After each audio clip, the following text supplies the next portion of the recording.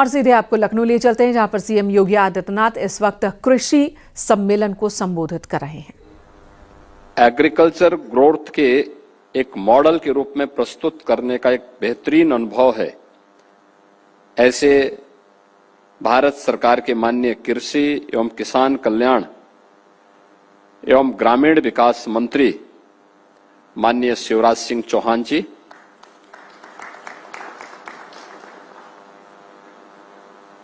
कृषि एवं किसान कल्याण राज्य मंत्री भारत सरकार माननीय रामनाथ ठाकुर जी, राज्य मंत्री कृषि एवं किसान कल्याण मंत्रालय भारत सरकार माननीय श्री भागीरथ चौधरी जी, उत्तर प्रदेश सरकार में मंत्रिमंडल के मेरे सहयोगी कृषि शिक्षा और किसान कल्याण मंत्री श्री सूर्य प्रताप शाही जी, कृषि मंत्री उत्तराखंड माननीय गणेश जोशी जी, कृषि मंत्री पंजाब सरदार गुरमीत सिंह कुडिया जी, उद्यान मंत्री पंजाब सरदार मोहिंदर भगत जी, उद्यान मंत्री हिमाचल माननीय जगत सिंह नेगी जी, कृषि मंत्री जम्मू एवं कश्मीर श्री जावेद अहमद डार जी, उत्तर प्रदेश सरकार में उद्यान मंत्री स्वतंत्र प्रभार श्री दिनेश प्रताप सिंह जी, कृषि राज्य मंत्री उत्तर प्रदेश शासन श्री बलदेव सिंह ओलख जी, कृषि एवं किसान कल्याण विभाग मंत्रालय भारत सरकार के सचिव श्री अतीव चंद्रा जी,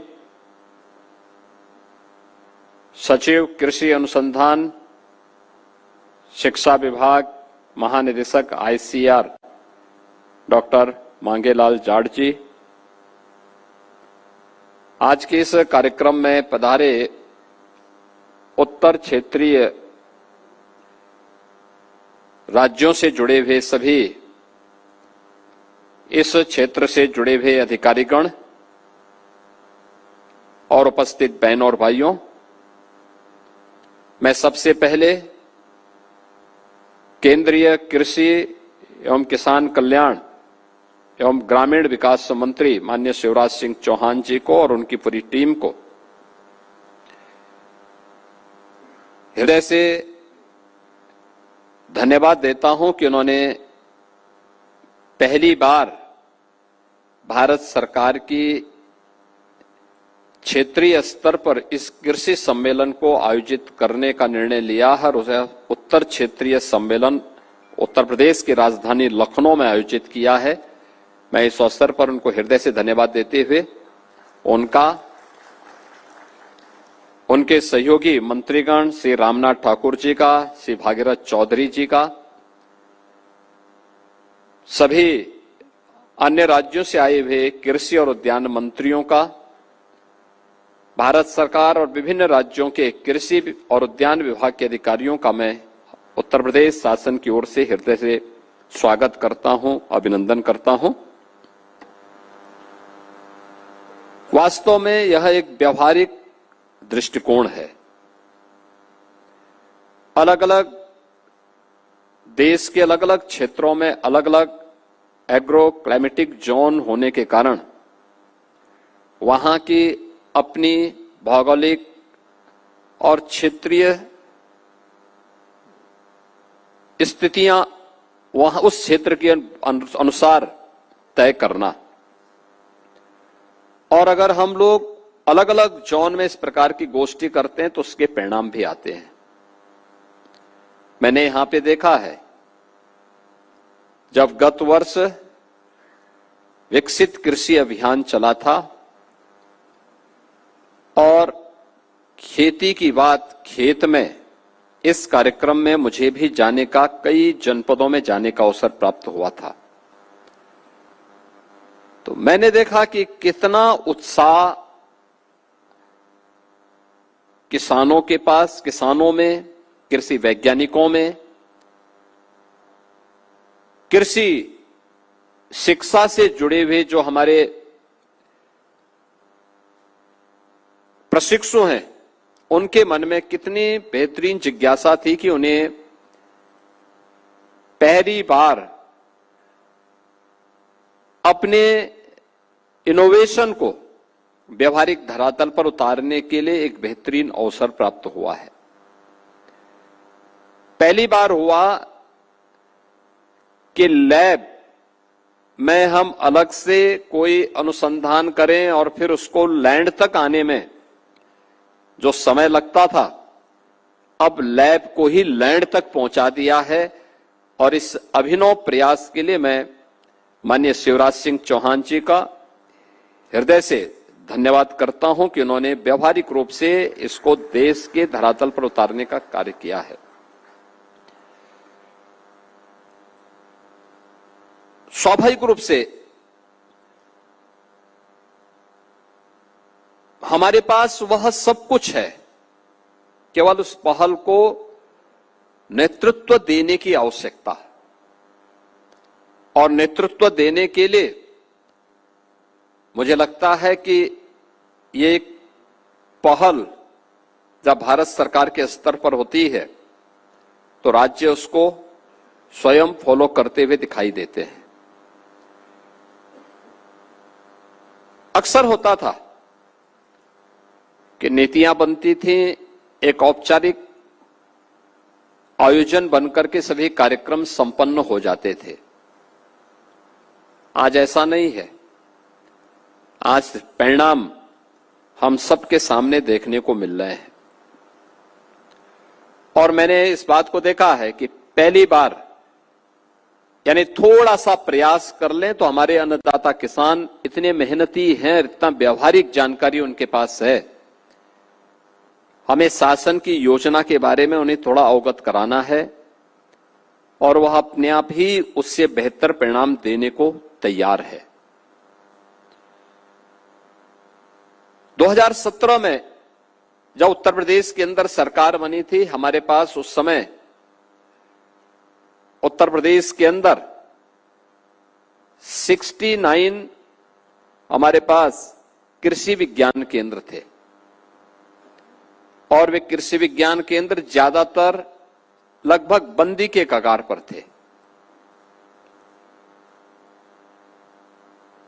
उनके जितने वैज्ञानिक थे ज्यादातर विश्वविद्यालयों ने अपने यहां अटैच किए हुए थे,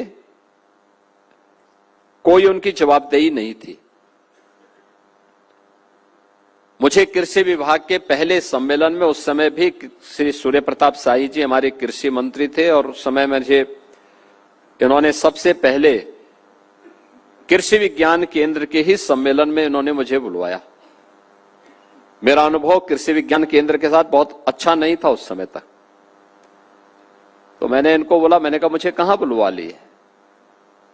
उन्होंने कहा इस प्रकार का कार्यक्रम है, भारत सरकार 20 नए कृषि विज्ञान केंद्र देना चाहती है और हम अगर उसको ले लेंगे तो सभी जनपदों में, बड़े जनपदों में 2 और छोटे जनपदों में 1-1 कृषि विज्ञान केंद्र हमारा हर जनपद में हो जाएगा।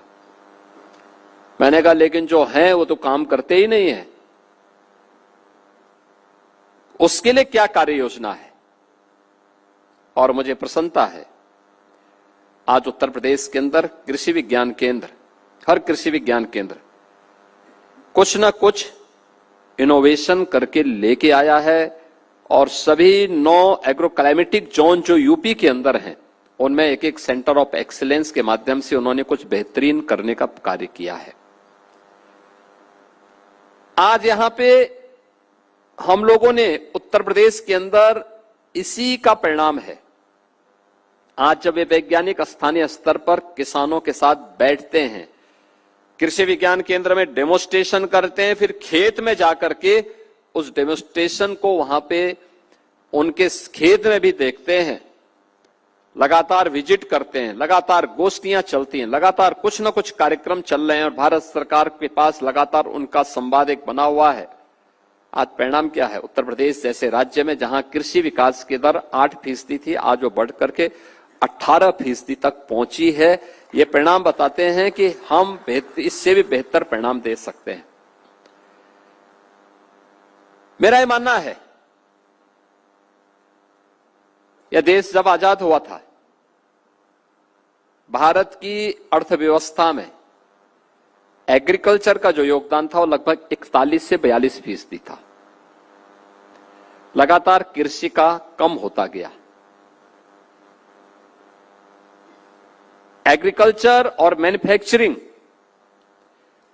इन दोनों में बेहतर समन्वय हो तो विकास उतना ही स्पीड अप होता है, उतना ही उसमें गति बढ़ती है, उसकी गति बढ़ती है। हमारे यहां मैन्युफैक्चरिंग अभी भी 15-16 के आसपास है, लेकिन एग्रीकल्चर में हमारा शेयर लगातार घटता गया। एग्रीकल्चर का जो भारत की अर्थव्यवस्था में योगदान होना चाहिए, आज ये 41-42% से घट करके 20-21% तक सीमित रहा है। लेकिन हमने इसको वैल्यू एडिशन के साथ जोड़ने के लिए जिस नए प्रयास की आवश्यकता है, उस पहल को और मजबूती के साथ कुछ हुए हैं और कुछ और अच्छे ढंग से आगे बढ़ाने की आवश्यकता है। तकनीक आज के दिन पे बहुत निर्णायक हो सकती है और मैं तो आभारी हूं भारत सरकार का, आदरणीय प्रधानमंत्री जी का, कि उन्होंने उत्तर प्रदेश के अंदर कुछ इंटरनेशनल सेंटर अलग अलग प्रोडक्ट के उपलब्ध करवाए हैं। जैसे वाराणसी में इंटरनेशनल राइस इंस्टीट्यूट बना है, बेहतरीन परिणाम दे रहा है, उसने बेहतरीन रिजल्ट दिए हैं, कई नई वैरायटी दी है। यहां के अलग अलग हमारे जो क्लाइमेटिक जोन है उनमें कौन सी वैरायटी प्रभावी हो सकती है और कौन सी तकनीक अपनाई जानी है, तकनीक का क्या प्रभाव हो सकता है, समय पर बीज अगर गिर गया उत्पादन पर इसका क्या असर पड़ता है, और क्वालिटी सीड है तो क्वालिटी सीड उत्पादन को कैसे आगे बढ़ा सकता है। ये सारे परिणाम आज हमें देखने को मिले हैं और मुझे ये देख करके अच्छा लगा कि इस बार हमारे कुछ जगहों पर हेक्टेयर धान का उत्पादन तो 100 क्विंटल तक पहुंचा है, 100 क्विंटल पर हेक्टेयर पहुंचा है। यानी ये चीजें दिखाती हैं कि जहां हम 50-60 तक सीमित थे वह 100 तक पहुंच गया है। अल नीनो के नाते गेहूं की फसल पे असर पड़ा है, उद्यान में आम की फसल पे भी उसने प्रभावित किया है। लेकिन ये तो हमेशा रहेगा, लागत को कम करके उत्पादन को बढ़ाना, अच्छा सीड उस समय पे उपलब्ध करवाना, केमिकल फर्टिलाइजर एंड पेस्टिसाइड की खपत को कम करते हुए नेचुरल फार्मिंग को हम कैसे आगे बढ़ा सकते हैं, इस दिशा में प्रयास करना। और सबके अपने अनुभव हैं। मुझे तो बताते हुए प्रसन्नता है, हमारे रामशरण वर्मा जी हमारे प्रगतिशील किसान है, पद्म पुरस्कार से सम्मानित हैं, ये बाराबंकी के निवासी हैं। गत वर्ष मुझे इनके खेत में जाकर के हम लोगों ने विकसित कृषि अभियान को उनके खेत में ही जाकर के संपन्न किया था। अब रामशरण वर्मा जी को अगर आप पूछेंगे कि इन्होंने इनके खेत में एकदम व्यवहारिक चीजें आपको देखने को मिलेंगी। बाराबंकी जनपद में अच्छा उत्पादन लेते हैं और अगर कोई इनसे पूछता है कि आपकी योग्यता, इसका आपकी क्वालिफिकेशन क्या है, तो कहते हैं 10 फेल हूं मैं, 10वीं फेल हैं, लेकिन खेती में कैसे पारंगत होना है और कैसे वैज्ञानिक पद्धति से खेती में हम कम लागत में उत्पादन ज्यादा कर सकते हैं वह देखना है, तो इन जैसे किसानों के खेत में जाकर के हम देख सकते हैं। दूसरा, उत्तर प्रदेश में मैंने देखा कि भारत सरकार की पहल का परिणाम, जब मुझे अलग अलग जनपदों के खेतों में जाने का अवसर प्राप्त हुआ, तब मैंने देखा कैसे जिन क्षेत्रों में पहले लोग एक फसल लेते थे, वर्ष में एक फसल, वहां पे 3-3 फसल अब ली जा रही है। और उत्तर प्रदेश जैसे राज्य में तो अत्यंत उर्वरा भूमि है। हमारी 85 से 86% भूमि ऐसी है जो सिंचित है। बेहतरीन कनेक्टिविटी है। हम 10 से 12 घंटे खेतों में किसानों को बिजली उपलब्ध भी करवा रहे हैं। ये सभी स्थितियां होने के कारण बेहतरीन अवसर हैं। लेकिन पहले कोई किसान को जोड़ने के लिए तैयार नहीं था, कोई बताने वाला नहीं था। परिणाम क्या होता था? वह भी अपने अनुसार चलता था। आज उसके परिणाम हमें देखने को मिले हैं। मैंने देखा है कि कई लाख हेक्टेयर खेती में एक नई फसल लोगों ने लेनी प्रारंभ की, तीसरी फसल लेनी प्रारंभ की। जब मैं उन क्षेत्रों में गया, मैंने कहा पर एकड़ क्या आपका, कितना आप इसमें मुनाफा कमा रहे हैं? मैं कानपुर देहात में, औरैया में, इटावा में, मैनपुरी में, हरदोई में, एटा में, इन सभी जनपदों में जब मैं गया, मैं पहुंचक था सुनकर के, लोगों के मुंह से, किसानों के मुंह से सुनकर के। वे किसान मुझे बोलते थे कि साहब हमारी 2 फसल, तो कोई बोलता था 1 फसल हम लोग लेते थे, लेकिन अब हम लोग 3-3 फसल ले रहे हैं। और जिस फसल को आप देखने के लिए आए हैं, यही महीना था, मई जून का महीना।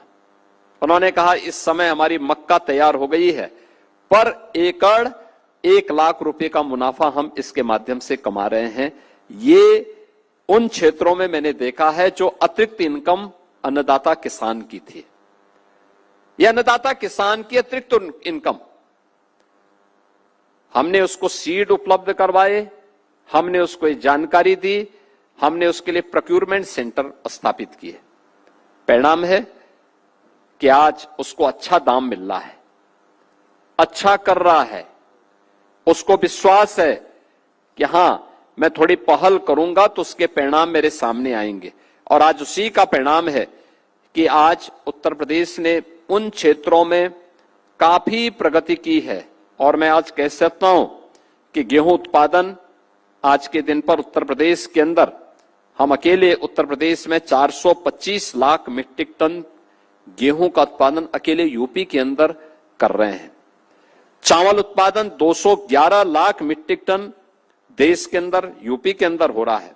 आलू उत्पादन 245 लाख मीट्रिक टन यूपी के अंदर अकेले हो रहा है। और तिलहन के उत्पादन में भी उत्तर प्रदेश ने लगभग 48 लाख मीट्रिक टन आज के दिन पे तिलहन का उत्पादन उत्तर प्रदेश के अंदर है। इसी प्रकार से सब्जी उत्पादन और अलसी, जौ, बाजरा, ये सभी के उत्पादन में आज उत्तर प्रदेश ने एक अच्छी छलांग लगाई है। उत्तर प्रदेश के अंदर मैं इस बात के लिए भी धन्यवाद दूंगा आदरणीय प्रधानमंत्री जी को कि इंटरनेशनल पोटैटो सेंटर उन्होंने उत्तर प्रदेश के आगरा के लिए स्वीकृत किया है और वह भी अब प्रारंभ होने वाला है। इंटरनेशनल पोटैटो सेंटर, यह पूरा क्षेत्र हमारा जो सेंट्रल यूपी का है, आलू उत्पादन के लिए जाना जाता था। यानी 2 फसल के साथ आलू का उत्पादन भी वहां पर किसान करता है और बहुत अच्छा उत्पादन करता है। लेकिन वैल्यू एडिशन के साथ हम उसको जोड़ सकें, डिमांड के अनुसार उस मांग की आपूर्ति में हमारा अन्नदाता किसान सहभागी बन सके, यह एक प्रयास वहां पर प्रारंभ हुआ है। और मेरा मानना है कि इंटरनेशनल पोटैटो सेंटर आने के बाद अनेक फूड प्रोसेसिंग की यूनिट अब इस सेंट्रल यूपी के अलग अलग जनपदों में आनी प्रारंभ हुई हैं। ये चीजें दिखती हैं कि अब किसान को उसके उत्पाद का बेहतरीन दाम एक स्वस्थ प्रतिस्पर्धा के माध्यम से वहां पर मिलना प्रारंभ होगा।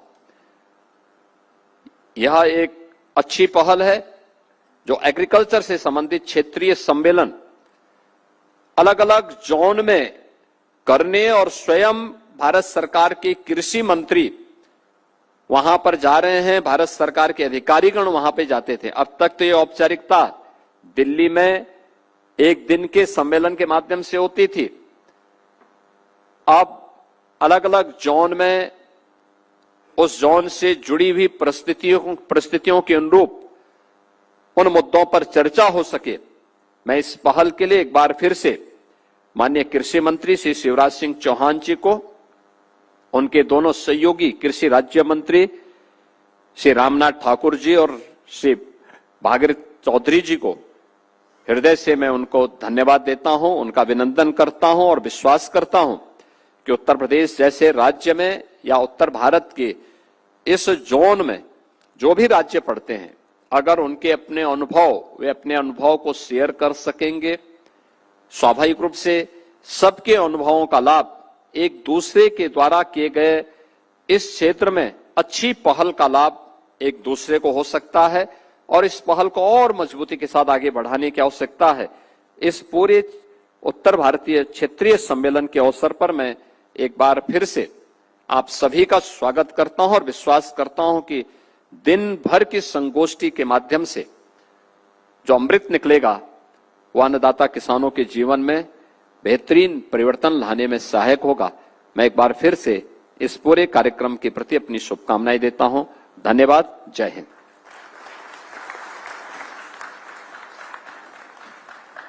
बहुत बहुत धन्यवाद, आभार माननीय मुख्यमंत्री जी आपके प्रेरणादायी उद्बोधन के लिए, और आप सभी मंचासीन गणमान्यों का भी असीम आभार। आपने इस सम्मेलन के उद्घाटन सत्र में पधार कर अपने आशीर्वाद से हम सबको अनुग्रहित किया है। आप सभी का बहुत बहुत धन्यवाद। और इसके बाद हमारे अगले सत्र शुरू होंगे। 15 मिनट के बाद हम दोबारा आपकी यहाँ पर प्रतीक्षा करेंगे। मंचासीन गणमान्यों से अनुरोध है कि मंच के समक्ष सोफे पर अपना स्थान लें। बहुत बहुत धन्यवाद, आभार माननीय मुख्यमंत्री जी, माननीय केंद्रीय मंत्री जी और समस्त